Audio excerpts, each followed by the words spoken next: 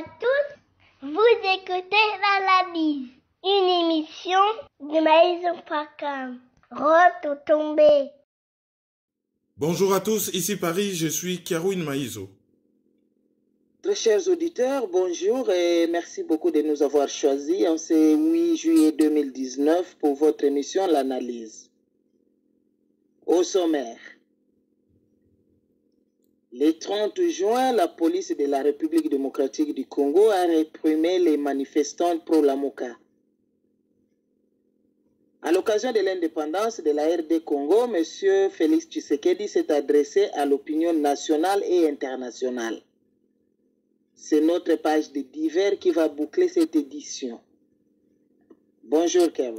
Bonjour Sa Majesté la Reine des Ondes, bonjour à tous et surtout merci pour votre fidélité à cette émission. Na sujet na biso ya liboso tozolobela manifestation oyo esalamaki na mokolo le 30 juin, journée ya indépendance ya RD Congo. Et na ba manifestation wana police a reprimaki ba manifestants pro Lamuka. Tokosenga o analyser ba propos nyonso elobamaki jour wana o tia biso na contexte et puis analyser ba fait. Avant de répondre à la question, on a la mise au point Moroboy. Tu passé moi quelques jours, tu là qui est absent parce que tu as un emploi de temps très chargé. Mais tu tika ki bino pambate, tu là qui quand même effort que week-end oyo boz à la gâté, besoin que émissions belé en ligne, notamment 3 émissions. Tu rozonge la masola émission na kati analyse. Mais na kati 3 émissions na, tu là qui na batumi balé. Moko azali, comme on a eu professeur Yalengi, yé to salaki na yé 2 émissions. Yaliboso ezali, comment les États-Unis ont créé le Congo. Yami balé ezali, Rwanda, état virus dans la région des Grands Lacs. Et puis Moussous ezalaki na maître Reti Amouli. Tokozonge la bino na 4 émissions. Alors, na émission oyo, y a Rwanda ezali ko se comporter loko la virus. Na région à Grand Lac, professeur Yalengi alobaki asitaki un certain nombre ya batu oyo batu bakanisa ke bazali ba congolais mais batu wana bazali nzokande selon ye batu wana bazali ba rwandais. Et parmi bango il y a un monsieur du nom de Jean Bélé azali professeur na Massachusetts Institute of Technology MIT na Boston. Ba réaction ezalaki belé par rapport na déclaration wana bo réagir na téléphone na WhatsApp na Facebook et même na YouTube ba réaction ezalaki belé et parmi ba réaction wana entourage proche il y a professeur Jean Belépé ba réagisaki et au final yemoko aye ko entrer en contact na biso. Et na contact wana a lobby que mutu oyo atangi kombo na ye ayebi yeti. Et ayoki ke balobaki boye sur ye, bon toyebi ke nyonso ya yokaki comme tel na ndenga mobimba, bon il y a eu quelques erreurs. Mais na ndenga mukuse a lobby ke ye azali congolais, azali ntomba, azali originaire ya Bikoro, akola na Bandal. Et azali professeur na MIT. Voilà na ndenge mukuse renseignement oyo biso tozui epa na ye. Alobi azali congolais, azali ntomba, originaire ya Bikoro, akola na Bandal et puis à Yapoto, Canada et ensuite États-Unis. Voilà, soki ba information misusu eye tokozonge la bino awa pour ko développer. Voilà mise au point on a une sala. Alors na moi précision muke les sous ko sala ezali que biso tozali ba démocrate. Na émission na biso to censuraka mututé. Pourquoi to censuraka batuté? Parce que ce qui totali bien dans un environnement démocratique, dans un pays démocratique, censure ezelo gomabe. Toko telemela mutu, ce qui a commis ko tenir ba propos oyo ezali ko violer ordre public na ba bonne mœurs.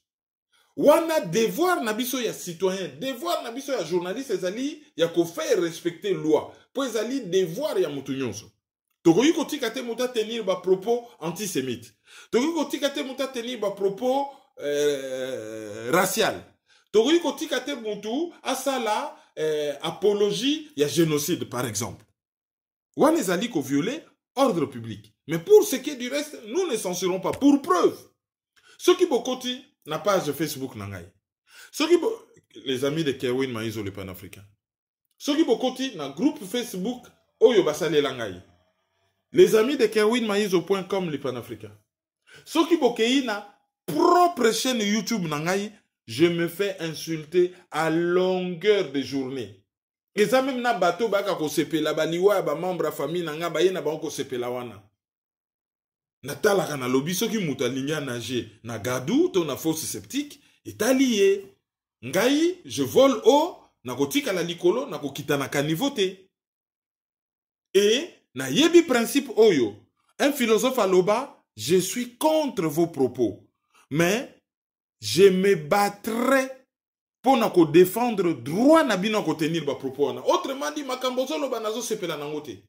Mais ngai na ko bunda pour na ko garantir yo droit ya ko loba parce que liberté d'expression bat ba koufela ngona monde pour na bat bazala libre ya ko loba oyo bango balingi bien entendu en respectant la loi. Yango na batumisu ba ko tunanga ouais donc le colo censura quitté donc on ça d'accord. Il y avait toutes sortes de questions. Yé a pesi réponse na yé yango wana vous-même vous faites votre jugement mutu na mutu amisala ide na yé. Siko tozongela analyse. Le 30 juin ezali journée oyo ezala qui décrété que c'est la journée à méditation. Or fête ya indépendance ça se célèbre. Mais loko la mboka ezana mikakatano. Ce que c'est célébrité ezali fête au basala ka défilé militaire ya kafu kafu pona koyebisa mokili mobimba ke tozwaki indépendance na pasi na bitumba toko batela yango y compris na makofi to na bitumba to na manduki parce que indépendance na biso ça n'a pas de prix. Ezali mokolo balakisaka ba pays voisin balobi toza mibali tozali équipé o yengulungulu pa na biso okomona mamonamboa. C'est ça, ezalaka mokolo la méditation te. Ou vous faites une fête parce que vous êtes réellement indépendant. Ndenge États-Unis basalaki le 4 juillet, ndenge France basalaka le 14 octobre, le 4 juillet et ndenge France bakosala le 14 juillet. To bosali défilé militaire pour na kolakisa ke bozali bozwaki indépendance na bino bobundaki pour na bo arracher yango et bozo batela yango par tous les moyens. Mais tu déplorais qui décision en dernière minute et tu l'as même analyse. Ce qui totali bien et comment ka continuité à ba Rwandais oyo ba lingakate ba Congolais bazala na ba symbole moko ezo mettre bango ensemble. Bazala na symbole moko ezo lakisake bazali un peuple debout.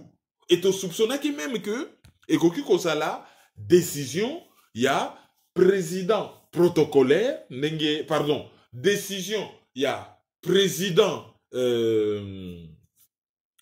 marionnettiste oyo a dicté et pas il y a président marionnette pour la décision en Éjouama. Cette hypothèse a été émise et l'ogo salamakite mais l'amour n'a pas profité qu'à lobby lokola tozali na dossier ya fraude électorale na mboka lokola tozali na dossier ya légitimité à pouvoir mukolo wana population faut ba se soulever, il faut ba manifester pour ba bengana batu oyo ba usurper victoire électorale.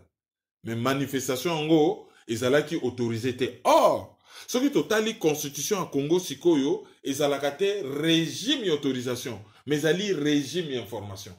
Ozo senga permission te pa ya ba konzike, oh non s'il vous plaît ngana lingina marché. Parce que la Constitution est garantie liberté à manifestation. Et article 64, ils ont fait ça même ordre. Ce qu'on moni bat bakamati mboka, balingi ba memayango kibudi, ozana devoir. Ordre. esengeli otelemela bango. Et bah déterminer même il faut telemela bango, sous-entendu par tous les moyens. Donc du moment que la constitution fait ça, droit wana, qu'on senga permission, et zali qu'on viole justement constitution pour constitution c'est pesi ndingisa. Que ce qu'on moni likambozo se pelisa ote na ndengembo que so kumbama yo devoir na yo mwana mboka ezali ya ko telema et ya ko stopper likambo wana. Donc régime ezali ya information. Yo zo informer ba konzike ngai na zo sepela na likambo tsongolo mpakalate na ko tambola lobby pona laksabino ke na zo sepela te. Et bino boto ba précaution na bino pona batimisuso yo balingi na bango ko tambola na likambo wana bazala déranger balingi ko tambola na likambo wana te bazala déranger te. Autrement dit, information ezaka pona ni pona ba yeba ke batu tel bako manifester, bako wuta place tel, bako kende place tel, batia peut-être ba policier à roulage, ba bloquer nzela, batia ba gens en sécurité ou ba gens de l'ordre, ba meka ko encadrer, ko tia ordre, ba veiller à ce que ba kasser ba kotate, ba buka biloko ba tuté et ba sécuriser itinéraire. Mais loko musuto lobaki na analyse oh il faut tout préciser. Ezali ke mutuso balinga sala soulèvement populaire à Nosakate, à Lamuka na Tongo, à monter likamunaye, à Tomboki. Il faut qu'on soit battu par surprise. Ça fait partie de la stratégie. Il y a muto, il y a so bunda, pour nous arracher liberté naye. So kazo estimé kazali victime, il y a quelque chose. Surtout na kaya Congo, oyo, mbok ezali occupé, ba Nosaka soulèvement populaire, te basala kayango.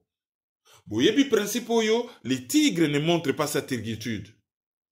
Il bondit sur sa proie et la dévore.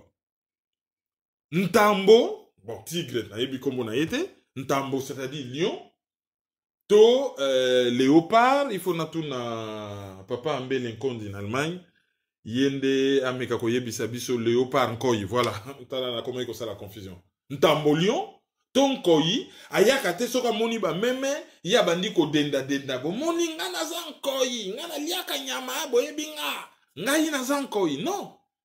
Ye nature na yankoi, soka moni nyamaza na nzala, a pumbwe kaka ba, manzaka, a kangio na kingo, e a pasoli posonayo, a bandi koliayo. Mbalamongo batu bakoye ba, oyo nkoi, oyo ntambo, oh nyamamabe oyo, soka zuyo akotika yoti. Jamais, mutukaka, nakosala boy, nakosala, soulèvement populaire, nakosala rien. Soki mutakomi ko annoncer soulèvement populaire, azo bipé. Pona babenga ye yaka wato solo la nano tika ba makelele wana ba bipaka soulèvement populaire te tango ba bipé Gentini Ngobila en violation de la constitution a lobby ko salamate bango ba lobby e ko salama Silvano Kasongo a eu ba précaution na ye tango ba komi wana ba empêcher bango ba manifester et na ndenge yanko ba toboli ba pune ya motuka ya Martin Fayulu et Silvano Kasongo andimi yango na RFI ke ba marcha kite ba lingaki ba sala ba manœuvre pour ba marcher o tobola ba pine na ye oui to tobola ki yango et to si to zongisa yango to si to bongisa yango c'est bon ba manifesta kite to empêcha ki bango et c'est vrai Martin Fayulu na groupe ya batu ba lobi ba manifester Jean-Pierre Bemba Fandi na ye sui na Tongo aéroport azu avion Gemena akene kobala moi si na ye madame Liliane Texeira donc madame Bemba akene kobala moi si na ye oyebi kuna na Équateur nyamezo bima na Zamba ya komelezali bazalaki na bango kuna oh je t'aime bolingo lo langolo fita pendant ce temps na Kinshasa ba camarade misu bazali ko manifester Moïse Katumbi na batu na ye ba telemela manifestation lokwa bango baza batu ala mukate ba telemela yango penda na nko bakoma kotinda même ba message ya mabe donc bazalaki déjà divisé royaume ezali divisé yango moko ekokende liboso te donc bazalaki divisé lera ye wana bosi bo annoncer batu ke boko sa la place telle boko wuta soki wapi boko ko suka n'échangeur wana institution moko zawana te palais du peuple zawana te présidence zawana te hôtel de ville zawana te institution moko zawana te ba ministère zawana te ba banque ezali wana te centre névralgique ya mboka ezali wana te boke na bino boko suka limité ba empêcher bango e ba toboli bango ba pneu et partout na Congo ezalaki ndenge wana empêchement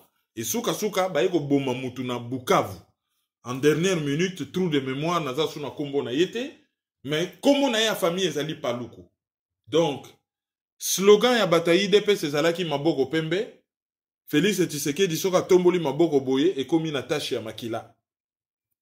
Monsieur Paluku a manifestaki, akufi, el moko police wanganike, akufa kite, azaki na soins intensifs.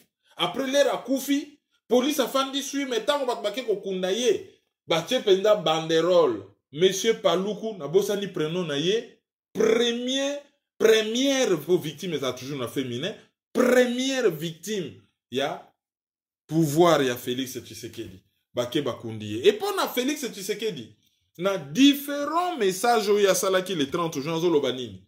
A lobby démocratie ezali anarchité. Ah bon? Ceux qui bato bazo manifester ya bengango anarchie. Mais yele razaka na IDPS. Tango azalaki ko manifester, ezalaka anarchie. Anarchie ça dit désordre. Ezalaka désordre. Pour champion du monde banda 1982.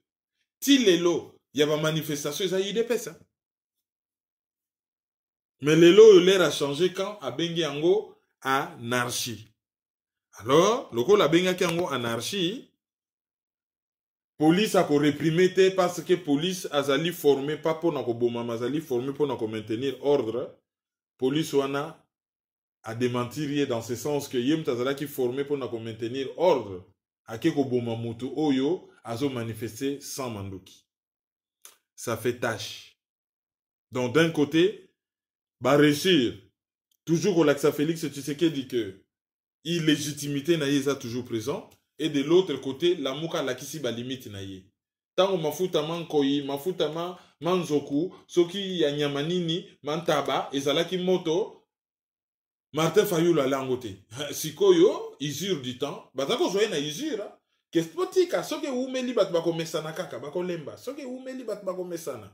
Et umeli, bat ba mesani, ba lembi, et comme il en blague, et si ko ba yebi faiblesse na ye que la muka coquille vide, ezo kabwana na yango, population ba lembi na bango, ba obima na bango te, et pe si tu sais que du courage, azala na yewana, bien que na mukili mubimba elakisi ke yepe azo sala kaka lokola prédécesseur na ye, yepe abeta kape kaka masasi, yepe akoki ko boma ba manifestant, yepe akomi ko mona manifestation ezali anarchie, enfin bref, yepe pouvoir donc d'un côté tout le monde est perdant. Lamouka est perdant, abimi na poissa.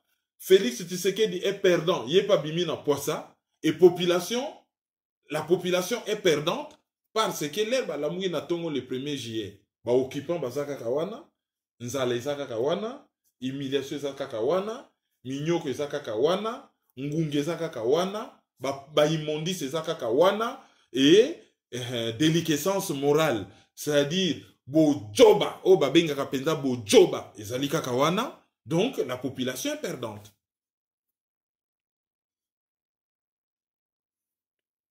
Motune Zaboui. Pourquoi M. Fayulu azali kokangamana batu oyo bazotindela ye ba message que idéologie na bango ezobala na suti? Pourquoi azo sentir besoin wana ko continuer nzela na bango? Pour se retrouver candidat à l'élection présidentielle par accident.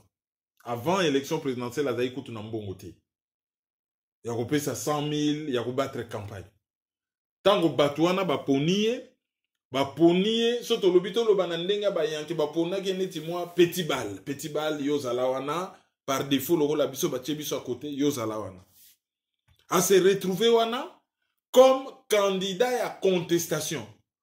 Tant que le peuple a été en masse et lesquels lié, dynamisme wana et lesquels lié, à se retrouver dans l'élection, bien que ba yibi yango, sans stratégie, sans vision.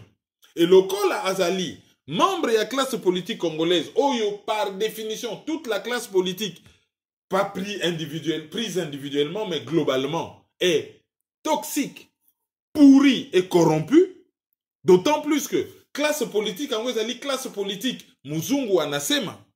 Ah, mundela lobaki bango nyonso, mutuna mutazana mwanda ukakotaka na kuku. Ah, oyo, asololaka na service à renseignement américain. Ah, oyo, ye azali mutaba britannique. Ah, ye penda azali mutaba français. Ah, ye asololaka na ba belge. Batuwana o baza sima na bango, agenda na bango. Na ya peuple congolais, c'est pas le même.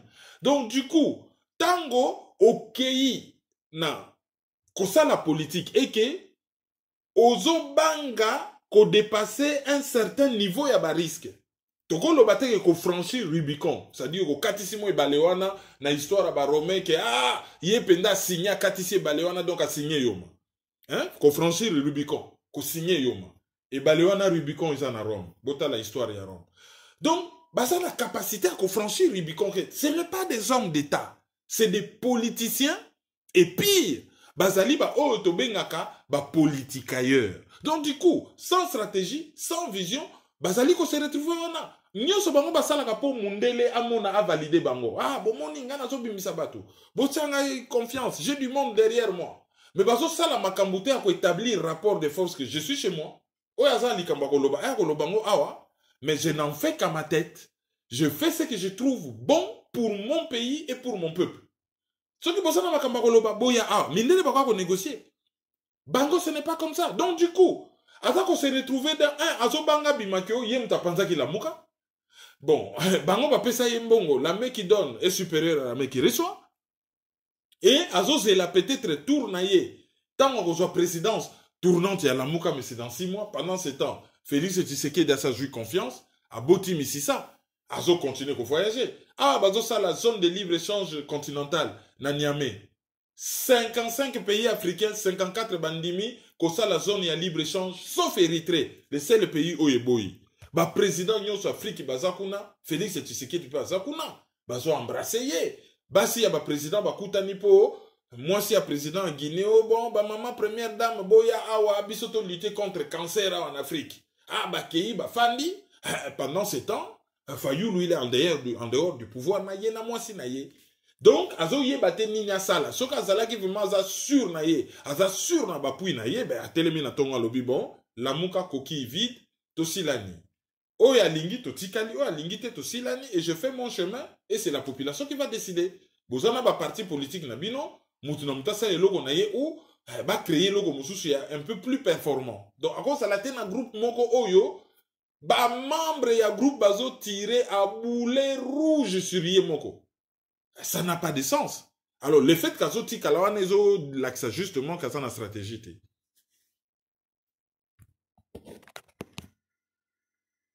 Avant to kende na sujet mususu, juste précision ndenge lobi ke ba première dame bazo solo la makambo ko lutter contre cancer. Mais toyebi ke na RD Congo fléau na biso eza cancer te, tozana ba fléau ebele entre autres pe cancer. Nazo minimiser en ote mais tout monaki un président de la République namboka oyo apesa kabatu assurance santé te apekisa batu basa l'exercice lelo oyo bakinoa pe bavanda nye na makambo wana ndenge liye première dame a récupérer na nukopo wana te mais akekaka kobala kopo ya baninga mususu ke to lutter contre cancer ba occupant oyo baza na mboka don Hippolyte Kanambe ba desidaka boye na tongo balamuki bon ngai kinwa mboka ya bankale ba Rwanda ba décider banda lelo sport eza susuti boza na groupe okima bambango batolo minene c'est fini ba kinwa pe bafanda penda lokola bambwa neti batutunde balobaka coucher bango pe balali brak or sport wana ezalaki ko canaliser violence ya batu au lieu que basa la violence gratuite bazo gérer violence na bango na sport. Sport wane ezalaki gage ya bonne santé. Sport ememaka mingi na mboka. Déjà en termes ya un esprit sain dans un corps sain.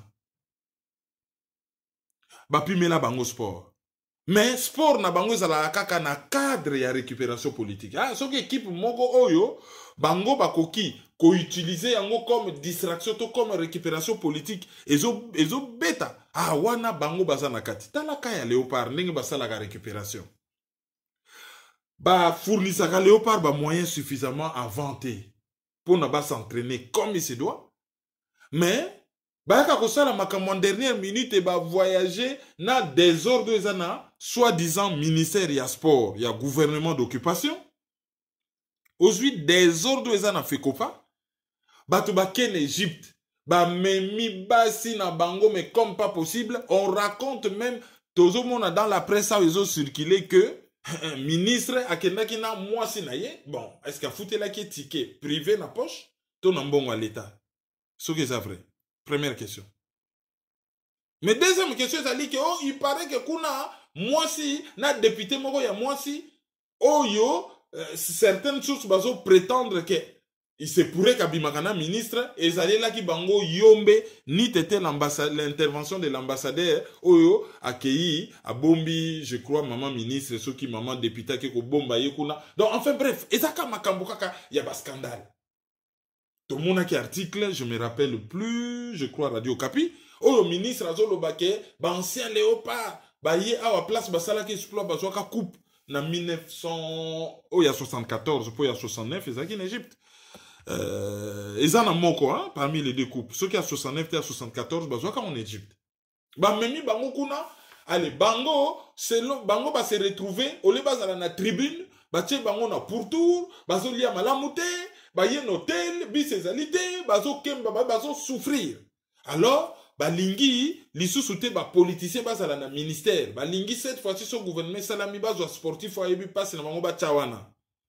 Hein? Mais ministre peut interview que bango bazo tcha désordre ba yaki kofunda kuti benge katushaka bambongo apesa ka bango donc ozomona kaka oya loba ki boy sur oya swana ki boy ça fait désordre. Alors les bazo betaka ba coupe d'Afrique na bango ba fande lango plein na TV ou bwenge ba Rwandais bazo zokuna minembwe bazo massacrer sport Rwanda komaki nango eloko ya distraction dans le mauvais sens du terme.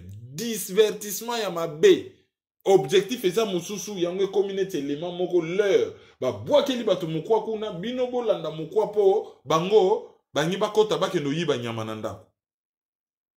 Et comment aller dans un pays occupé bat ba ko fan de la football ba TV boyo pays mobimbe souke zo pe maté mais les bango ba fan de li ba TV bazo sepela bazo lela boni bolazi ya sali boye ibenge coaché tout et ça n'a pas compatriote bazo la à la belle étoile na zamba.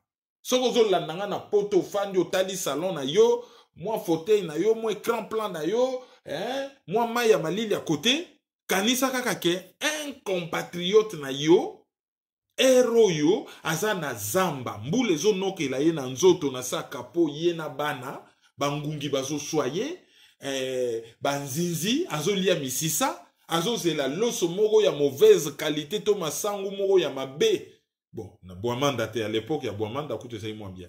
La qualité moko ma mabe soki pesticide nini ba traita na yango oyo programme alimentaire mondial les hommes memela ye réfugié dans son propre pays pour bangi ba chasser na territoire na ye ba exploitant comme il se doit. Pendant ce temps yozo sepe la football. Alors l'équipe en pe longwe c'était prévisible. Na désordre wana boko kende musika te. So boto kende musika c'est par hasard. Ko kende musika c'est par hasard. Donc ndenge ba longwe distraction esili. Malheureusement so distraction esili batole batala.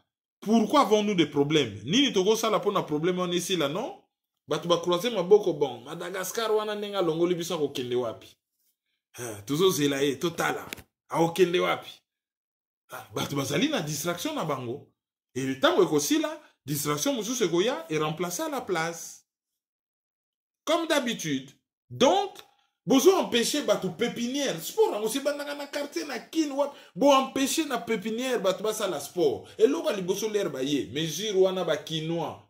Président oyo bazo loba illégitime. Asa kinois.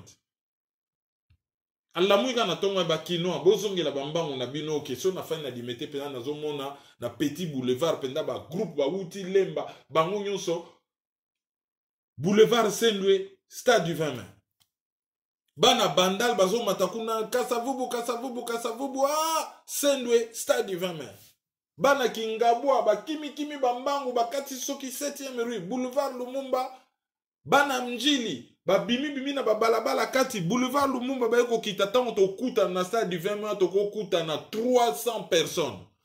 Mutu moko mati liboso sur responsabilité à diriger batutu ba exercice à suka leto ko sila na bino ba uti wape biso lemba bongo bino matete bana matonge bana kauka ale tozonga na palais ko programme ezandeni yo za l'arte na sana l'arte bongo yo bon mutualisation Yo kendo luka masango, yo pe luka masango, yo so ozana rien, problème ezate.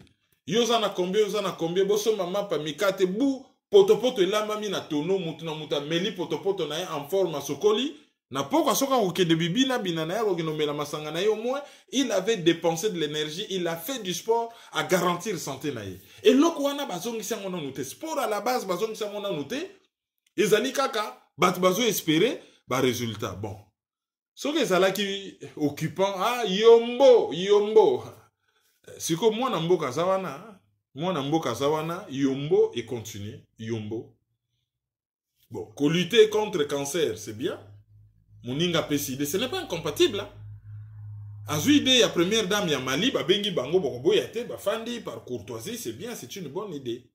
Mais l'obipe c'est son tour, ya kolobape ke awa pe biso. Tous na fléau na biso, il y a malnutrition et pas ya bana. Qu'est-ce qu'on fait par rapport à la malnutrition? Qu'est-ce qu'on fait par rapport à ça banda ke logo moko pour l'anémie falciforme? Bon, qu'est-ce qu'on fait par exemple sur chikungunya oyezo sala dégâts na Congo mikolo yo chikungunya. Hein? Ba maso ba bela ke ngo ba benginga ba lobi suwa kasomo.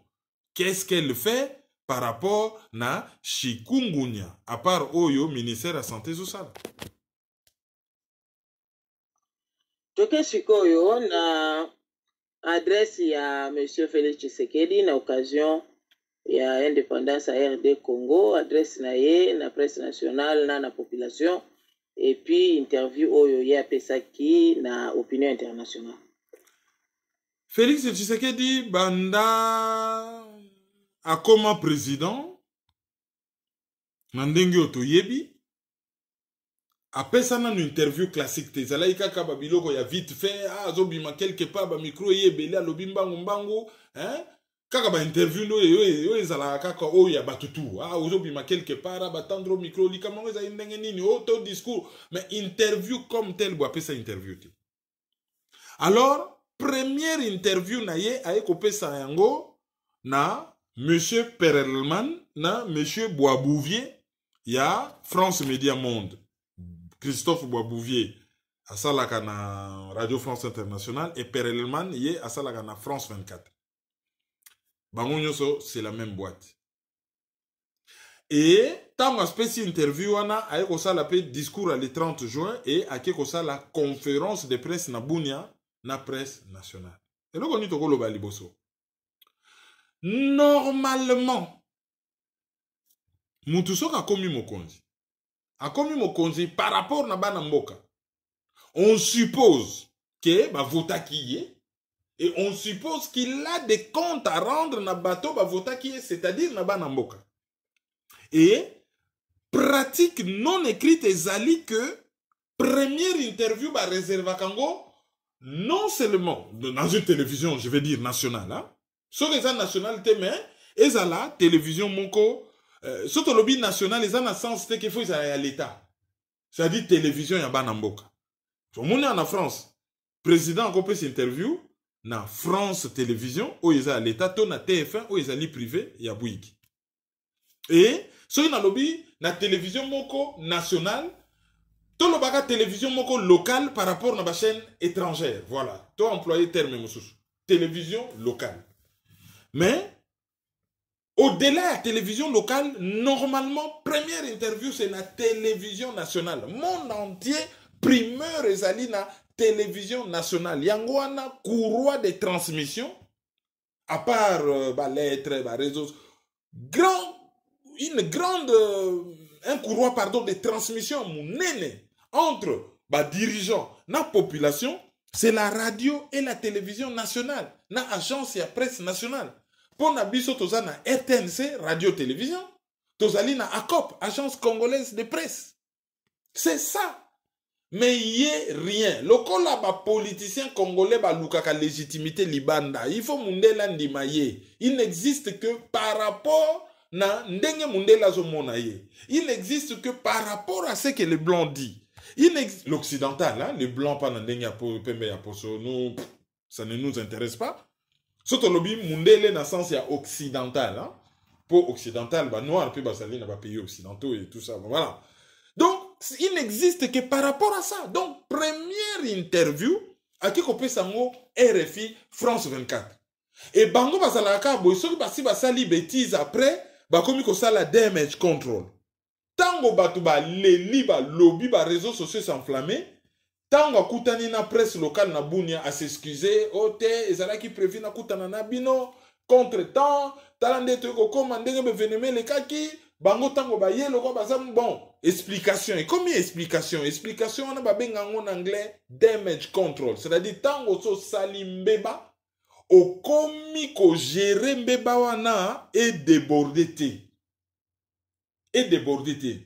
Ndenge zalaka mutu olingo yibeloko ba monio mbala moko petit yaka nanu te koloba te yo za pire petit nanga tala nanu kelo mikate koloba te vraiment tala yo betaka kara oyebi viana asalanga mabe yango na kanda wana nanga na zweloko na ye mais bon yo loko lo monio za pire petit nanga zwalar koloba rien et loko wana ozo sala damage control c'est-à-dire ozo sali dommage ozo sali mbeba okomi ko gérer mbeba wana pone déborder te et bango bazali bakoma ba spécialiste ya damage control ko gérer mbeba na bango pone bimana miso batuti. L'explication na bango wana capillotracté, tiré par les cheveux. Ça ne fonctionnait pas. Agenda na bango bango bat bazo gérer. RFI France 24 ba bengi. Boye bisi bango que d'accord, mais boya le 1er juillet ou soki boya le 30 juin, nous on donne d'abord une interview à la chaîne nationale et bino boya après. Et soki basala ki angote quelque soit par raison bazo pesa, muta força ki bango mais ça ne tient pas debout. Wana eloko aliboso. Alors, après cette interview mounene na France 24, aki ko sala discours moko fade et plat, na pot de fleurs moko et les mal qui a marque nini na sima, on ne voit passer que pot de fleurs wana ko sala na sima. Alors, discours ango ya indépendance loko les ala qui plat, alobi ko ako sala bilan ya o ya salate, mais en réalité il n'est qu'à répéter que na sala boy, na tonga boy, na ngeki na bongisa boy, na kanaki boy. Ah ceux qui l'élection, waka kolela lela l'élection, pour na recensement ça la magate, non, ça n'a rien à voir. Mboke est occupé. À lobby, discours est là qui plat et se retrouver étouffé. Étouffé par interview, on a pour interview, on est là qui exclusivité. L'air média, on est là puissance et publié avant. Alors, on y a bazo ça la cima et comme il zéro, discours à le 30 juin, il est qui inaperçu. Et conférence de presse, oh, il y a salaki na presse, il y a Bunia, bah, limita qui salaki tellement contrôlé. Une question, donc, du coup, bah, même pas la possibilité à relance. Et ça l'a mis vite fait, genre, bon, le coup là, bah, il est là qui, bah, bon, rattraper, bah, on a vite fait, hein, économie, sociale, et je crois, ce qui est politique, hein, vite fait, et puis c'est bon, hein, et s'il y a, au revoir, hein, n'a besoin d'abino vraiment, bon, limbisa, Nenge rataki mais naza na besoin na bino to solo de temps en temps pour na yebi ke à travers bino de na ko solo na population. Wana tu ekomi caresser dans l'essence des poils. Timing ndenge makambo salamaki ezalaki nango déjà mabe. Il fallait interview à RFI wana et salamana nous na RTNC vers le 15 juin. Et après le 30 juin, à ça le discours na le 30 juin et à part discours naïe, à sali conférence de presse, à mélanger peu presse étrangère, et à zeli peut-être le 4 juillet, ou je ne sais quoi, avec ça la paix, interview à Mounene, Oyo, à zali qu'on s'adressait dans le monde entier. Donc, ce qui a été fait, a été fait. Ce que le problème, c'est zali si qu'on a quatre a contenu, naïe bisi bino na lobby pour na discours ya le 30 juin, bon, à la ça l'année bilan et makambo sala, ce n'était pas intéressant. On a, oye salamaki na suka, conférence de presse. Conférence de presse oye salamaki wana, ayaki ko répondre Fayulu. Pourquoi? Parce que, mukolo ya le 30 juin, to beti masolo ya Fayulu et tozo zonge lango sikoyo. Tango Fayulu asali marche na etolobi ke kaka batu ya la muka bazo combattre ye. Tomoni deux proches à Moïse Katumbi, oyo ba voyage à Kanaye partout. Porte-parole naye à Kala, Francis Kalombo, oyo na moni kutu, débat zo salaman internet, so kaza congolais ou pas, débat comme makasi.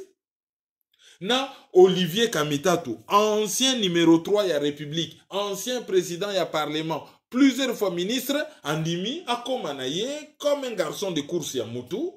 sans dignité, ba ye ko publier un message au bango ba publier qui ezali ko s'accompagner na document moko que Martin Fayulu a proposé qui solution y a sorti de crise. Et que la solution on a azo senga yena Tshisekedi ba solo là et que ceux qui ba solo li ba mettre en place organe moko oyo ezali ko s'occuper na réforme d'institution. C'est-à-dire que l'institution Congo eza mabe ba mettre en place organe moko musala nango ko réformer l'institution. Ceux qui va s'étudier qu'on réformer gouvernement, parlement, CENI, pourquoi pas qu'on change même la constitution. Après 18 mois, bah, il faut organiser bah, élection. Alors, tout le monde même tweet attribué à Francis Kalombo.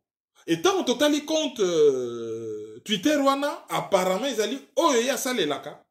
Balobi na mo yozo tinda bana bato bakende kokufa yozo négocier pouvoir na nenga ko bombana batalamuka eloko bazo loba oleba encourager manif. Et Olivier Kamitatu tweet oyope ezali attribué na ye oyope zo mona na net ke bimi na compte Twitter na ye ya solo alobi stratégie ya Fayulu elakisi ba limite na yango. Pona ko lakisa ke soulèvement populaire na ye et échoué. Donc stratégie na ye et la kisi ba limite. Alors document wana ba fanatique ya IDPS ba récupérer yango à mort. Ba salela yango trophée ata pays où ye gagné coupe du monde et beta kama solo ya coupe yango na niveau wana te ba zui trophée. Mais eloko eza ridicule dans cette affaire c'est quoi? Document wana Martin Fayulu a sa randa yango public depuis mois d'avril, le 19 avril, na Chatham House na Grande-Bretagne. Chatham House ezali institut sekupaka na makambo etali ba relation internationale na Grande-Bretagne. Ezali think tanks munene na Grande-Bretagne. Chatham House alobaki yango en public et apesaki yango ambassadeur britannique. Awa to fongoli parenthèse. Makambo etali ba congolais azoki no lobango na Chatham House, azoki no pesango ambassadeur britannique na cadre ya muzungu anasema. Ezali nango eloko moko, ye moko abengi ba journaliste, asali interview ne ba journaliste congolais afandi alobi bon voilà. L'élection ezalaki boye, ngana moni boye bon. Crise ezo continue, oya lobby, oya fingi, oya zongisi, oya bundi, oya sali boye bon voilà. Na mukuse problème na biso ezali ba institution faut réformer. Il faut pas payer sa présidence et l'okwana na réformer l'institution. Surtout aujourd'hui, Seigneur Sikato réorganiser l'élection. Comme ça, Tshisekedi a la couvert de honte du genre ba humilié à sauver face. Comme ça, ngaïpe na la couvert de honte que ba melinga lokola yanke ngape na sauver face. Voilà ce qu'il faut faire. Bon, yé ake déjà et pas ya muzungu anasema. Et comme muzungu anasema donc il y a quelque chose à rapport et pas à Muzungu. Ça n'est pas peuple congolais, ça n'est pas Chatham House. Mais Batbaye ko bimisa yango le 30 juin on dirait lokasika. Et l'Obama déjà publiquement ba bimisa yango comme lokasika. Ah animi bokonza Félix. Non, dans ce document là, il parle pas de président Tshisekedi, il parle de Félix Tshisekedi. Alors, sikoyo Batouana nyonso ennemi na bango comme Fayulu. Or le pays est occupé. Bango mogole bazaka no opposition balbaka nini, l'ennemi c'est Kabila. Soto lobi non. Soki Kabila zali ennemi, tozo landa Kabila. Do tozo kende bokila poto kanganyama kombo Kabila. Do bakena bokila na muta makelele te. Yangona tozaki ko telemela bata makelele tout. Batisekedi wa mulumba le bazo kende dialogue to lobi ah tozo kende bokila yo komo kende dialogue. Okomi muta makelele. Il faut pas télémela yo pour bakenda bokila na muta makelele te. Réponse na bango ezalaki nini? Ah non, la cible c'est Kabila. Même pas Kabila et son système, mais pour na bango ezalaki Kabila. Biso tozaki koloba Kabila et son système. C'est-à-dire politique hégémoniste, il y a ba criminel. Oyo, il y a région, il y a Grand Lac, groupe il y a Batuti Oyo, il y a Paul Kagame, pas tous les Rwandais. Bazo même politique moko hégémoniste, c'est-à-dire ko konza batu nanko.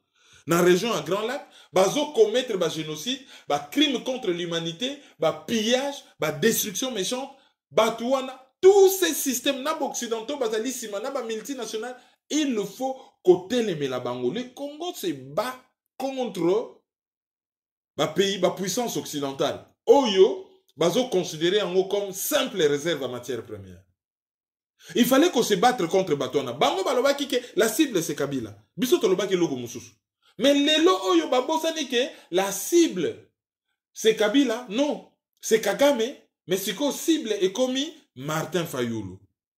Na cadre nini? Na cadre ya ubwenge. Bato baza sima na bango ubwenge za nini? Ubwenge ezali lokuta, ezali manipulation, ezali roublardise, ezali philosophie mobimba. Émission tout ça là qui na professeur Yalengi a expliqué qui ba écrit ya Gaspard Moussa Biamanana. O yazali grand blogueur outre-rwandais connu. O bazo pe cet exemple ba lobiso ki mutasengi yo mai.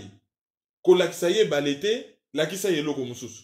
Soki mutasengi yo loka kolia, ko pe sa ye yangote lakisa ye bo. Engi oloba nini? Engi oloba ke ko mutu aye ba position na yote, mutu aye ba secret na yote, il faut za la kaka na dissimulation. Soki mutu aye lo likambo songolo yo bwakela ye leur.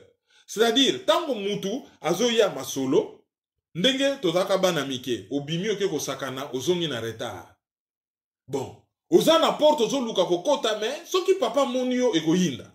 Donc, idée na ezali ke mutu musu soit distraire ou atuna ya lobia. Bon, nasoluka torche soki nini, bon, ki ye atelema akota na ndaku, yo profito kota na ndenga ko bomba. Eloko bango basalaka. Bazana kokote la mboka na biso lokola sonzo. Distraction ni babwake libato kabaka na distraction. Boko bunda bino na bino lamuka na bon, ba misu baza ba collabo hein. Ba bisi ba collabo ba bi bon. To bengi bino na manjoa ba collabo bo fanda bo solia bien. Mais musala na bino fo bo bundisa ka bandeko na bino na po bango ba déranger bisoté. Et c'est ce qui s'est fait. Cible ya batu ya cash et commis la mouka à mort. Soko komi ka game en internet, batu ya cash, bako réagir ti. Mais soki kaka omeki ko koma, Fayulu, batu ya cash, bako tellement, et comme on dirait soki mutu, a sali par exemple, na yebite exemple na ngana pe seleki makasi. Donc, quand on a bango comme raneti kanda ya musulman, ceux qui m'ont sali autodafé ya Coran. Autodafé, c'est-à-dire qu'autumba, ne balobakao, atumbi Bible, atumbi Coran. Quand on a bango comme presque à niveau, na. Ceux qui kaba, la mouka, oko mona ba, bimisi ba, missile ba, komi ko finga. Ben oui, bo finga na bino, ba Rwandais bazo continuer na janda na bango. So ba fandisi makam na bango, ba lia bino en premier. Pour collabo, ba lia kaye mutalibo. So boyebi awa. Indépendance ya Algérie. Ba Algérien ya FLN ba tombo ke ni France guerre bimi. Guerre moko somo. Ba arki oyo bazali ba Algérien. Ba koteli ba français ole ba kotela ba Algérien. Guerre ba kor ya evian indépendance ya Algérie et Zouami. Ba arki ba yeko kima awa l'air indépendance et Zouami moyen batika la kuna te ba komi ba kolabo ba kima en France. Oui ni France asala bino, boza bokote la biso. Ole bokote la bandeko na bino bokote li biso. Ah ben, to yebi bino te. Tala. Ti lelo awa na France eza suka na dossier, dossier ba arki. Suka na dossier. Ba bunde la ba français ba boa ki sa bango penda après guerre, penda bo to yebi bino bino ta to bunda na bandeko na bino bokote li biso. To ko sala bino confiance. Lobi po bo ko baluki la biso. Nayebi que c'est très caricatural, hein? Et c'est un dossier sensible. Sozo sur la naba arki, bon, bah, pesa moi, bah, détail, mais de façon caricaturale, c'est ça. Et bateau, y'a bah, IDPS, bah, cache, bah, yébake, bah, Rwandais, bah, ça n'a besoin na bangote. Moukolo, bah, aux occasions, qu'on lia bango, calmement. Mais en attendant, bah, ça la moussala na bango, y'a rebondissa, l'autre opposition d'accompagnement, il y a la mouka. Et ça, accompagnement parce que le discours doit être clair. Le pays est occupé. Si kotozo teleme la bango. Oh, la politique, les élections, hein, la CENI a réformé. Il y a une manifestation démocratique. On a déposé une autorisation. Et nous, on veut manifester. Mais nous, on nous empêche de manifester. Waneza masolo ya politique. Mboke zana déficit à démocratie. Zana politique. Mboke zana guerre. Et c'est une guerre d'agression qui a abouti à une occupation. Alors, tant que batie batu na distraction, na babakse de bango distraction en foot. Politique, il y a distraction, il y a ngo anape babengaka ubwenge.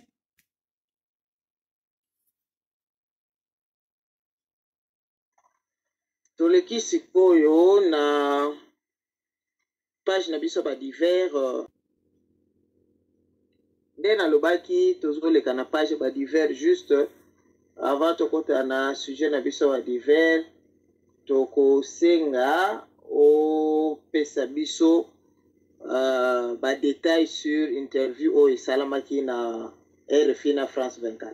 Oui, pour oyo to uti koloba, to résumé qui discours le 30 juin. To lobina le 30 juin, oh na kosala nanga ite bilan ya makamuna sai, mais comme il n'avait rien à dire, ake na kosala bilan, to kotonga nzela, to kosala boye, na baki boye, bon.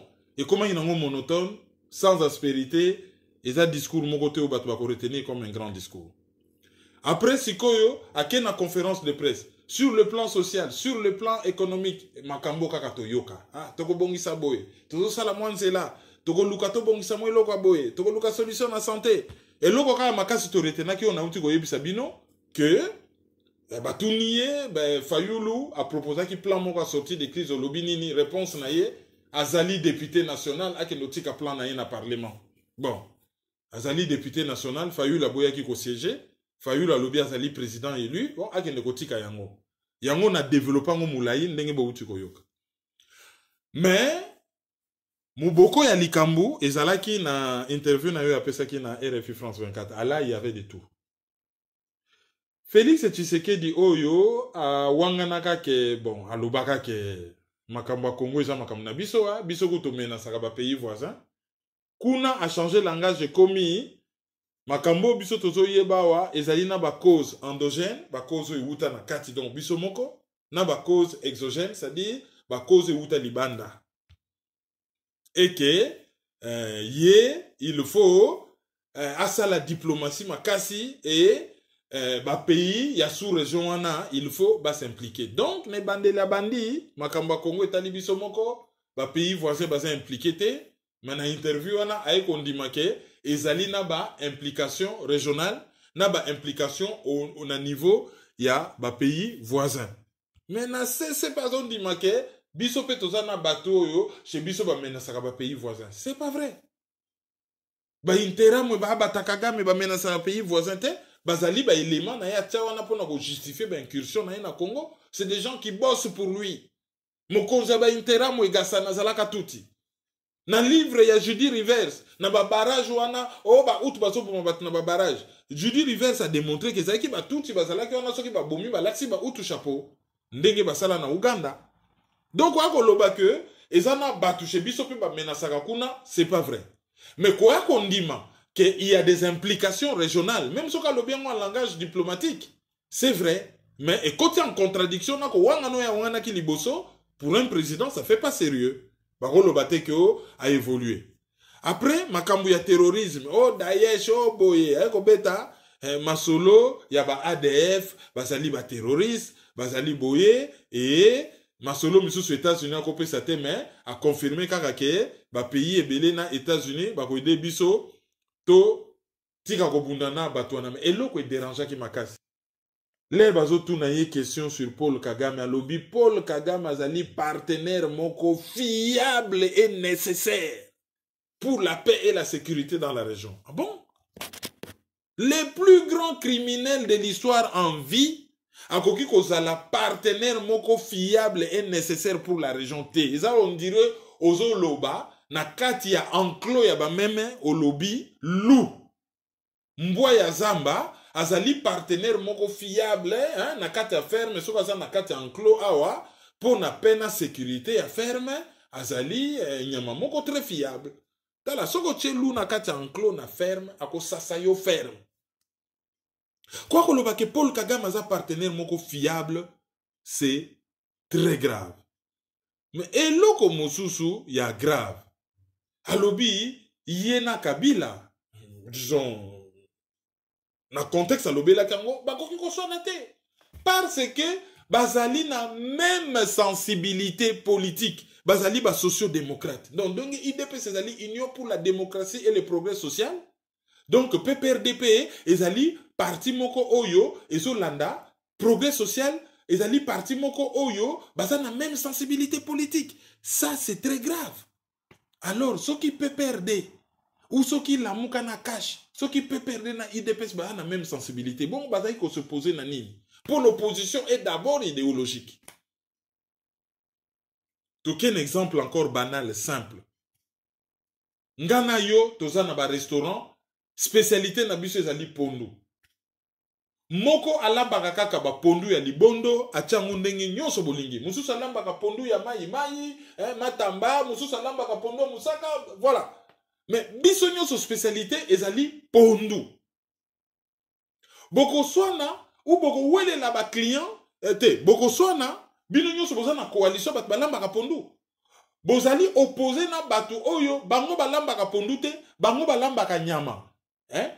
Yako tumba, yako lamba, yako kalinga. Alors yo lelo ako yebisa bato lobite. Ngana PPRD ezali susu te bato balambaka pondu contre bato balambaka nyama. Mais ngana ye to lambaka pondu. Ezaka ka moi différence na ndenge elambeli. Mais tozali na même sensibilité. Alors Félix Tshisekedi a expliqué au monde entier. Azaki ko s'opposer contre qui? Et pourquoi? Et ce qu'à répondre à la question, à répondre sikoyo, pourquoi bana ya batu bakenda na ba manifestation na balabala? Et ba boma bango na lobite ke ba kufi. Po Francis Kalomba lobaki o bazotinda bana batu bakendo kufa. Non, manifestation yiko lobate so batindi mutu, il faut que no kufa. Non. Mutu azo tirer mutu azana tor, mutu azo tinda zana tor, te. Yeso ko tindi mutu lobi kene ko telema na balabala. O tindi te bakendo bete masasi. Moutazo beta masasine moutazo na tort. Alors, ce qui yena Joseph Kabila baza na même sensibilité, baza ba socio-démocrate, baza la qui opposant bananini. Tant on te yebisa ibino ke baza la ka opposant te. To bimaka batuma be, ya yo lo bango en public ke baza opposant te, baza na même sensibilité, baza li mutumoko, bazo yokana. Tant on va former gouvernement, batuni proportion zanini. Alobi 60-40%, alobi te mais bon 50-50 te. Bon, proportion ezali PPRD au sana ba ministre belé, bango ba sana ba ministre muke, mais problème ezate baza mutu moko baza na coalition. Pour ba ministère régalien, peu importe. Ezala ba bata PPRD, ezala ba bata cash. Essentiel kaka yaza na droit de regard. Mais oui, constitution éthique là est droit de regard. Ezana ngelo wasikate. Même si le gouvernement a été en tant que mon conseiller gouvernement on a ozo mona tout ça en droit de regard, tout ça mon conseiller nango ça na kati. Bako tsayote mon conseil à gouvernement et bah là tu sais lamba ya mundu ne longyo monate. Donc le fait kaka kazali mon conseil à gouvernement likolo ya premier ministre donc azo mona donc asa kutuna droit de regard pas dans le sens kazo pesa ba directive et ça na ba ministère ya collaboration ba ministère régalien wana nyoso ba benga ngo pe ba ministère ya collaboration ministère des affaires étrangères ministère ya défense mi balé wana surtout ministère, bon, pas à l'intérieur, mais surtout affaires étrangères et la défense, c'est le ministère de la collaboration. Les présidents ont toujours son mot à dire.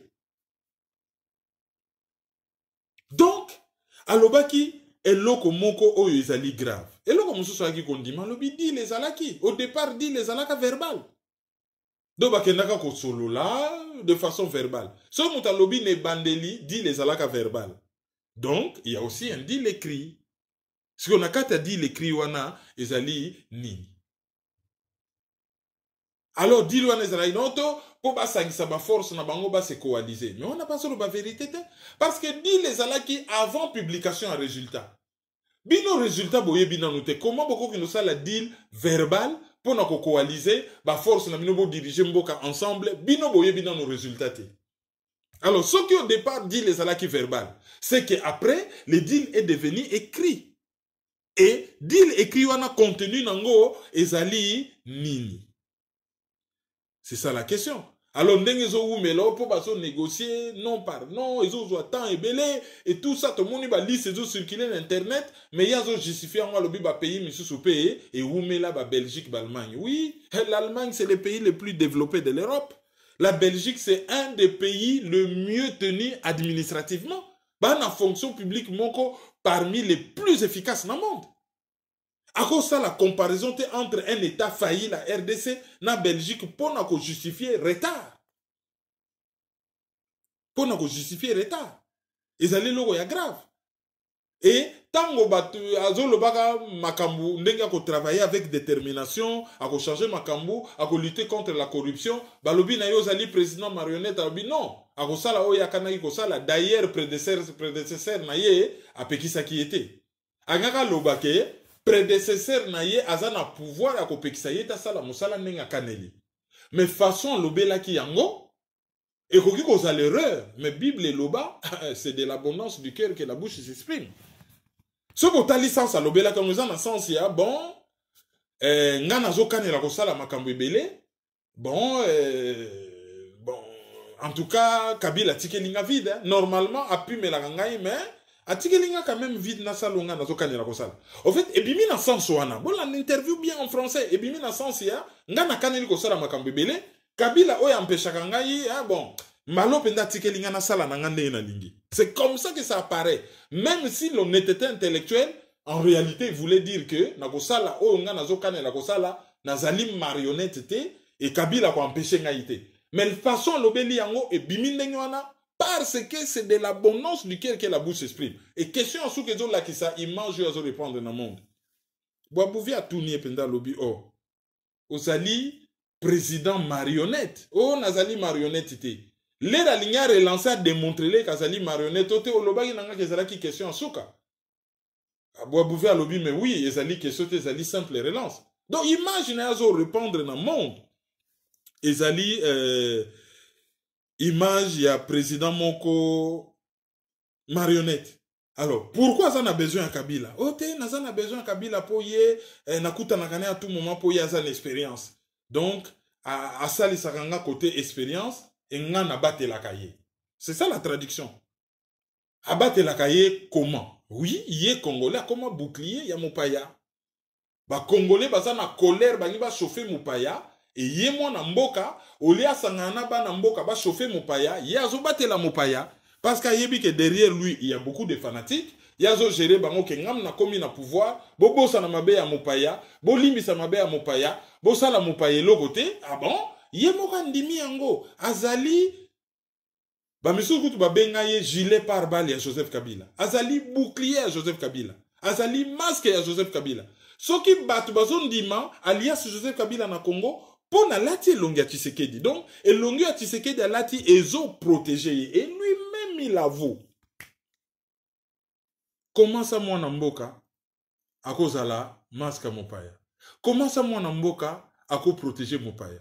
Comment ça mwana mboka ako nos expériences et pas ya moto oyo en 18 ans a bomi mboka na niveau moko, a bomi l'état, a bomi l'identité congolaise, a humilié ba congolais, bilan des millions de morts. Des millions de morts. Comment ça y est ako nos expériences et pas ya moto wana? Comment ça y est à koki ko protéger moutaza na bilan macabre ya ndenge wana? Interview wana, il était à l'aise, visiblement bien préparé, mais na kati, ce obito continuer. A betaki makambo minene na kati. A betaki makambo minene, ça c'est quand même assez grave hein. Bon. Mais les loyo batu baza komituna yeso gazo kenda lubike ake kozwa expérience pas Kabila. Est-ce que eza façon à kolobate que azo kende aux expérience te mais azo kende aux ba ordre sikoyo il faut chango na langage moko boye oyo ezali un peu effloué batu. Oui, na langage diplomatique tango yazo lobake azo kende kozwa ezali pona kende ko bénéficier une expérience na yeme batu nyonso ba yebi que bango mibale bazali na ba rapport ya subordination. Subordination ça dit mususu ami kitisi na sa moninga. Hein? Subordination. Moko azali mon konzi, mususu azali subordonné. Azali na sa moninga. Ba mona ki baza na rapport à subordination. Et on a même une question journaliste à Souka. Ezalaki ke ozali un président sans pouvoir. Et ozali marionnette à Joseph Kabila. C'est ça l'image où il y a à répandre à l'international. Lelo yo na dossier wana ndenge apesi nde bazoloba emonani pena ke on dirait ba conseiller bazaka na mpanzi na bango na mpanzi na ye ezaka ka balia na bango mbongo puis bavandi wana ba renye mutu moko azosala musala te akubongisa ye pena akomisa ye na image lokola sa koma na ye président de fait akomisa ye na image moko boye. ou bien pe bato baza na mpanzi na ye baza kopesa ye conseil mais tellement ye akenda kozwa expérience na côté wana o bato nyonso bayebi akendaka asalaka fi na makambo nyonso baconseiller bazoloba parce qu'il faut obéir na mutu moko boye na une main invisible oyo bato bazomona te. Alors ndenge tozokende wana est-ce qu'il y aura de l'espoir pour le Congo? Espoir ezali te parce que baoccupant bakolâche morceau te. Bato wana mosusu bazoganye temps une année ekoka, ye azoganye temps une année ekoka mpona dissoudre parlement. Bamisusu wana bazoganye temps mpona soki gouvernement ebimi banome criminel Ntambwe Mwamba oyo azali d'origine burundaise oyo bazali koakize ye ke abataki arevendikaki attentat contre un avion ya oyo abora. Alias Joseph Kabila a proposé comme candidat il y a FCC na Sénat. Toujours bateau ba serva Paul Kagame. Toujours. Soko talika ka bateau ya RCD bateau ba serva fidèlement Paul Kagame. Même ba mende wana ba élection ba osana na Sankuru. À moins que miracle. Le monde ba mende ba kobima. Bateau nyonso ya AFDEL wana basalaka wana. Et Ntambwe Mwamba est considéré comme un dur. Yewana bazana kotinda ye na Sénat. Soka komi na Sénat, il suffit qu'à basali sa pétition na niveau à population, ba somi ba signature na mbongo, soki ba réunir congrès, ba koki ko destituer ye, et go koma likambo ya qui va tirer le premier. À moins que basala batuje ya, ba fandi wana et puis bon, to yo kanakaka to umela kaka to bando sala ka batour. Moko Félix oké na Sénat, moko bango moko bazongi, ba ko zo pe deuxième hypothèse wana. Maintenant, Congolais, comme ils n'ont pas confiance dans les Congolais, bangonde bako régler compte avant une année ko capo, ce qui va tikeli Félix a kokisa une année na pouvoir à cause comment na pouvoir à dissoudre le parlement. Ok, sikoyo na page na bisa ba divers nde to lobaki yango to développer ba sujet oyo émission ya M6 sur le Congo na situation sécuritaire na Minembwe. Alors, page divers wana ezali tellement important que toko eflera ngo likolo et toko zongela yango na analyse mususu oyo ekosalama elongo na verdict ya dossier Bosco Ntaganda oyo bako publier tout à l'heure na CPI. Pour l'émission M6 toko lobaka na mukuse congolais toza les motifs ti. Ah, M6 alobi, batu batondi une émotion, ba misusu bakena ba discussion, ah, Fali, Aleki Kofi, Asana Ferrari a commis millionnaire. Le problème n'est pas là. Problème ezali, monsieur de la Villardière. Alobi que Congo ezali ravagé par la guerre ethnique. Biso na Congo to na guerre ethnique te, tozali victime ya une guerre d'agression. Il n'y a pas de guerre ethnique. Ah, depuis 40 ans, guerre ethnique n'amboka ne sali 5 millions de morts. Non! Guerre ya AFDEL ya 1996 selon rapport mapping et salaka 5 millions de morts année oyo rapport mapping et bimaki. Mais loko la batbazo continue kokufa au même rythme. Le loyo tozali à plus de 10 millions de morts. Wana ba précision. Ake kuna kota suka, bazo lakisa biso député moko na Masisi, millionnaire congolais, bazo benga ye Moïse. Et bazo tanga komo ne ndambo, komo na ezali Abishunti Seringa Robert.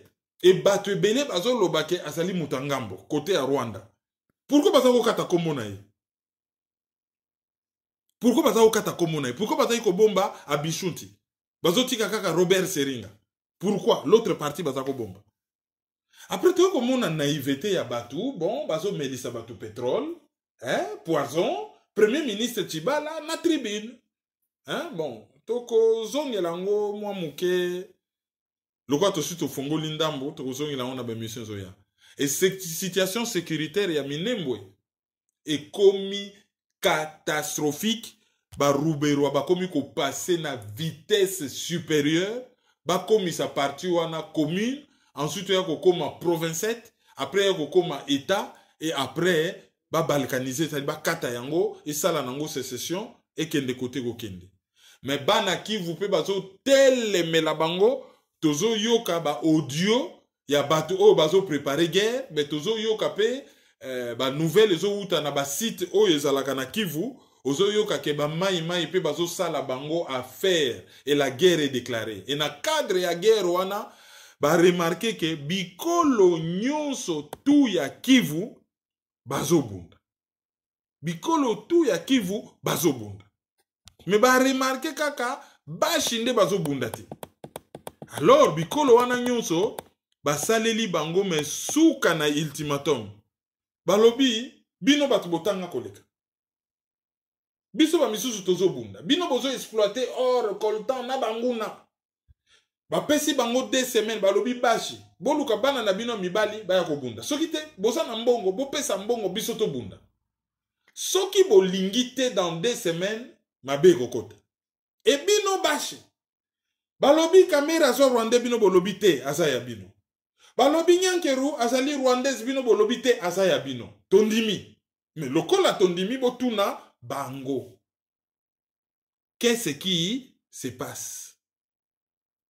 Voilà. Lokola analyse comme moulayi moi tokota na ba détail mingi te, je crois que toko zongela yango na ba analyse ezoya. Auditeur du jour. Auditeur du jour, Nabiso toko félicité bana nyonso oyo bazui ba bac na bango à travers le monde pour ali période ya publication ba résultat.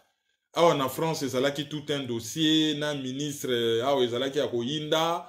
Bon, bango ba pays développé ataso basali likam na bango eza moi na nzela te. Pour façon oyo basali délibération kutu grève kotaki l'équipe enda bien ti. Tina niveau que mutuso ba point eza kokokate baso ba point ya contrôle continu, ça ba point ya bentero pour ba compléter point ya bac. Donc et ça là qui moi matata mais tozo féliciter bana na biso nyonso awa na France oyo bazui bac. Félicitations spéciales na Madeleine Kingo, hein, mwana ya tonton na biso Arthur Kingo oyo azwaki bac na ye et apparemment azokende na science po école ya munene. Félicitations na neveu ya Guy Mabungu, grand combattant na Marseille. Bango so babi combat na Marseille, bango bat basimbi combat kuna. Neveu na ye na kombo ya Dixon Dinalua, ye azui bac na Marseille. Et puis félicitations na Hervé Lando. Hervé Lando, oyo abanda kotanga chimie na Inikin, aleki nango na université à Reims, auti kozwa doctorat en génie chimique na université à Laval na Canada. Toutes nos félicitations à Hervé Lando. Alors, auditeur du jour, monsieur Césali Fafa Dixon, Bosenjo Henri, et puis John Moussaki.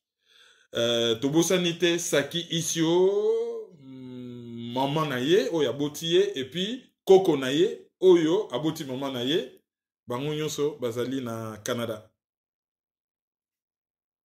Et puis, le Zali anniversaire, il y a un des informaticiens, il y a Mutoyo Ajeraka, site il y a CCDP, Oyo Ayebanina, Kombo il y a CCDP Canada. Le Zali anniversaire, donc heureux anniversaire, Oyo, Tokobenga na Kombo il y a CCDP Canada. Na malobana nde to silisi analyse mkola lelo tokutana mikolo koya et merci mingi nde bolandi biso. Au revoir.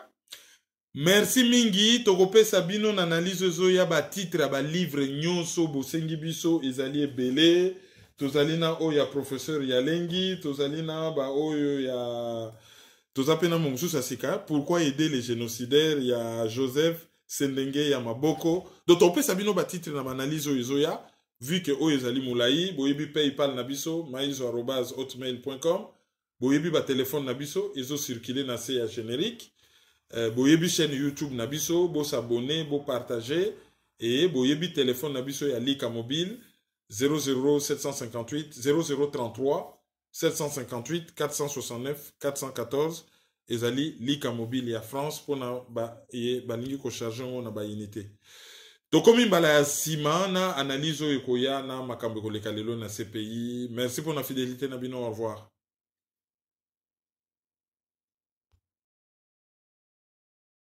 C'est Dadadi. Merci beaucoup. Merci beaucoup. Merci beaucoup pour tous les enfants.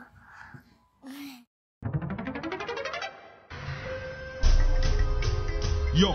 Petit à petit, Kermine implique Banakin. Fouta ici, fouta par là, fouta autant. Tous les mille qu'on foutait là.